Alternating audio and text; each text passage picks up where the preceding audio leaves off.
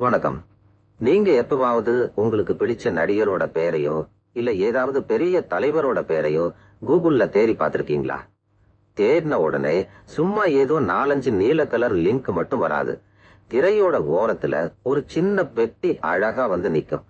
அதுல அவரோட வயசு என்ன, அவரோட அம்மா அப்பா பேர் என்ன, அவர் நடிச்ச படங்கள் என்னென்னு அத்தனையும் வரிசையா இருக்கும். அது மட்டுமா, இவரை பிடிச்சிருந்தா இந்த நடிகரையும் உங்களுக்கு பிடிக்கும்னு வேற சில பேரையும் காட்டும். இத பார்க்கும்போது, அட, இந்த கணினிக்கு இவர் யாருன்னு நிஜமாவே தெரிஞ்சிருக்கு போலேயேன்னு ஒரு ஆச்சரியம் வரும்ல. சும்மா வார்த்தைய மட்டும் வச்சு தேடாம இப்படி ஒரு மனுஷனை பத்தி அதுக்கு எப்படி இவ்வளவு விஷயங்கள் தெரியுது? இந்த சின்ன ஆச்சரியத்துக்கு பின்னாடி ஒரு பெரிய வித்தை இருக்கு. அததான் அறிவு வரைபடம், நாலேஜ் கிராஃப்னு சொல்றாங்க.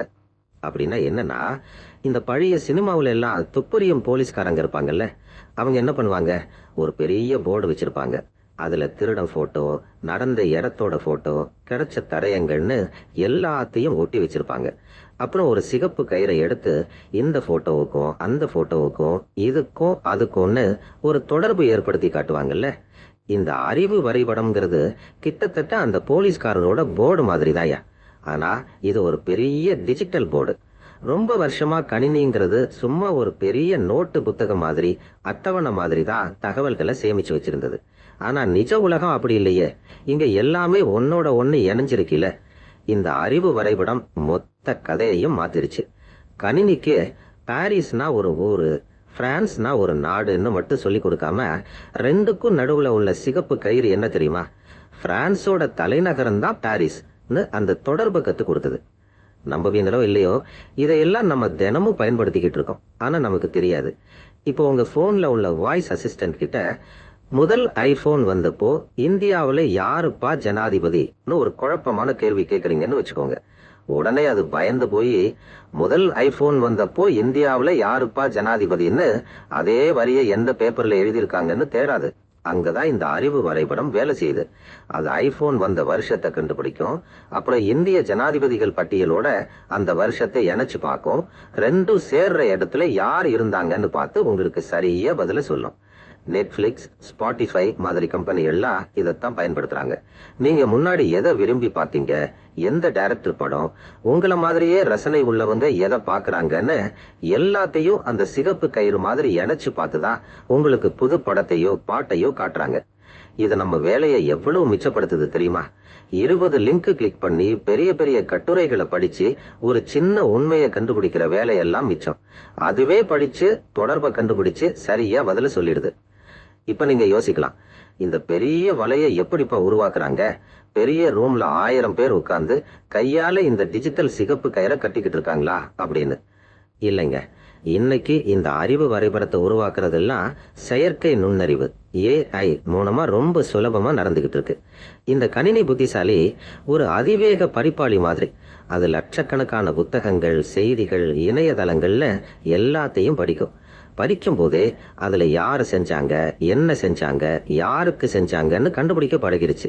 இப்போ ஒரு வரியை படிக்குது. லியோனார்டோ டாவின்சி மோனாலிசா ஓவியத்தை வரைந்தார்னு ஒரு வரி. உடனே அந்த புத்திசாலி என்ன பண்ணும் தெரியுமா?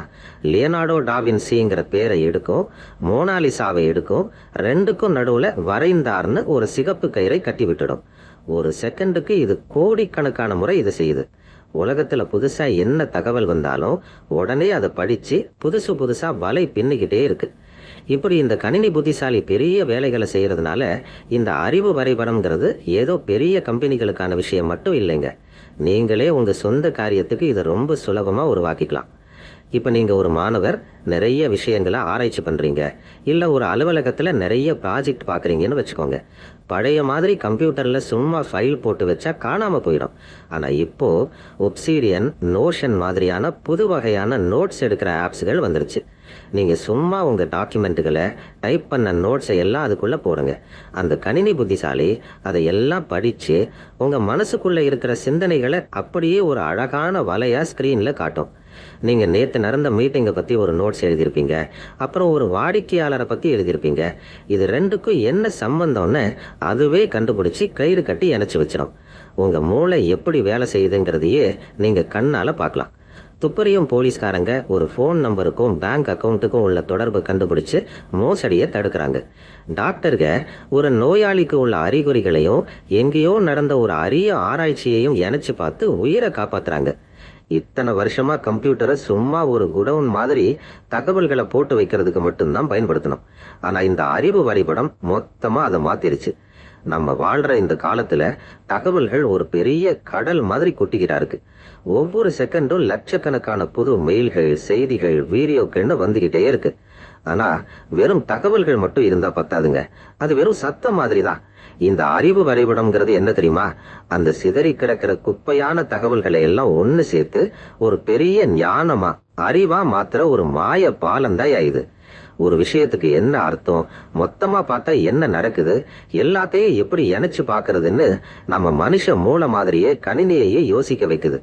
இப்படி இந்த டிஜிட்டல் வலைகள் வளர வளர நம்ம இணைய தேடல் மட்டும் வேகமா ஆகல, நம்ம உலகம், நம்ம ஆரோக்கியம், நம்ம வரலாறுன்னு எல்லாத்துலயும் ஒளிஞ்சிருக்கிற பல உண்மைகளை இது வெளியில கொண்டு வருது. இனிமே நம்ம கஷ்டப்பட்டு தேடுற வேலையெல்லாம் கம்ப்யூட்டர் கிட்ட கொடுத்துட்டு நம்ம நிம்மதியா கத்துக்கிறதுக்கும் புதுசா கண்டுபிடிக்கிறதுக்கும் இந்த உலகம் எவ்வளவு அழகா ஒன்னோட ஒண்ணு இணைஞ்சிருக்குன்னு ரசிக்கிறதுக்கும் நமக்கு நேரம் கிடைச்சிருக்கியா? நச்சி.